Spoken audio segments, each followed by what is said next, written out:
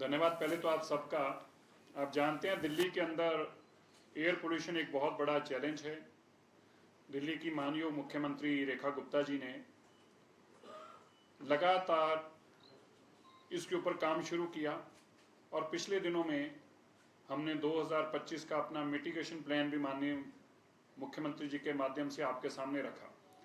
उस mitigation plan के चलते दिल्ली में आज हम मैक्सिमम साफ दिन देने में कामयाब हुए हैं। पिछले एक डेकेड के, पिछले 10 साल के मुकाबले अगर हम कोविड का एक साल निकाल दें तो पिछले 10 साल में सबसे ज़्यादा साफ दिन अब तक जब हम बात कर रहे हैं तो ऐसे 196 दिन हैं जो अब तक 100 साफ दिन हैं, जो कि अपने आप में पिछले साल के 192 दिन से भी ज़्यादा है और अभी बाकी भी 4 महीने पड़े हैं।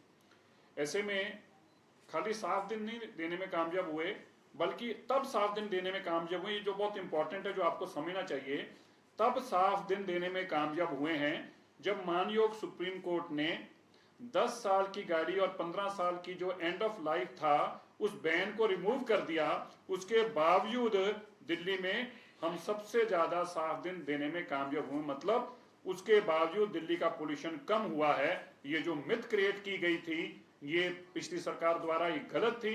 15 साल के व्हीकल्स को बैन किया जा रहा था पेट्रोल के, 10 साल को गलत बैन किया जा रहा था और इनके बावजूद भी आज दिल्ली साफ है, स्वस्थ है। दिल्ली के अंदर बढ़ती गाड़ियां, बढ़ती इंडस्ट्रीज, बढ़ती कंस्ट्रक्शन, ये सारी चीजें जो हैं ये एक पोल्यूशन का कारण है। निरंतर हम इसके ऊपर काम कर रहे हैं। पिछले 7 महीनों में जहां कंस्ट्रक्शन के ऊपर बहुत काम हुआ है, आज 500 गज से ऊपर की जगह जो है उनकी मॉनिटरिंग होती है ताकि डस्ट मिटिगेशन का कंट्रोल किया, मिटिगेशन किया जा सके। इसी तरह गाड़ियों के ऊपर निरंतर सीसीटीवी के माध्यम से और पोल्यूशन सर्टिफिकेट जो हैं उनको भी मॉनिटरिंग करने का काम कर रहे हैं। थर्ड पार्टी उनका ऑडिट भी करने का काम कर रहे हैं। इसी तरह इंडस्ट्रीज के ऊपर भी लगातार बड़ा काम चल रहा है।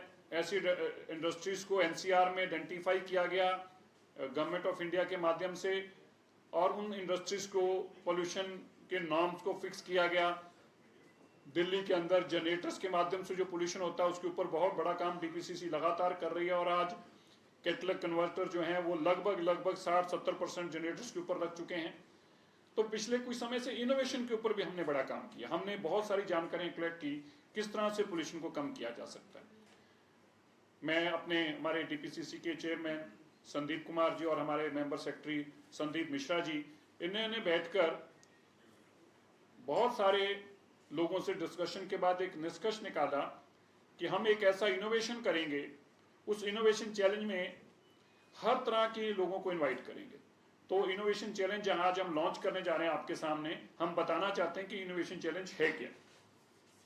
देखिए, PM 2.5 और PM 10 के इमिशंस को, कंस्ट्रक्शन को और इंडस्ट्री के पोल्यूशन को कम करने के लिए ये स्टार्टअप है।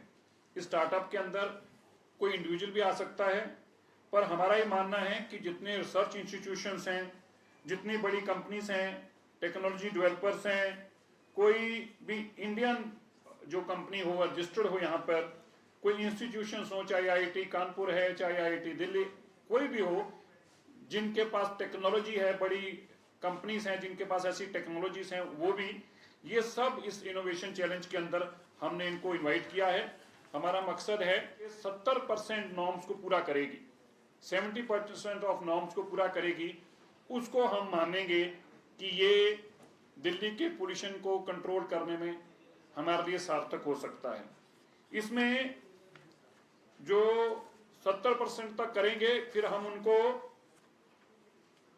उनकी टेक्नोलॉजी को हम खुद स्पॉन्सर करके और ट्रायल पे लेके आएंगे। ऐसी टेक्नोलॉजीज को ट्रायल पर दिल्ली में दिया जाएगा और उसका सारा खर्चा जो है वो दिल्ली की सरकार खर्च करेगी। हमसे जुड़े रहने के लिए हमारे YouTube चैनल को सब्सक्राइब करें और नई वीडियो की नोटिफिकेशन के लिए बेल आइकॉन को दबाएं।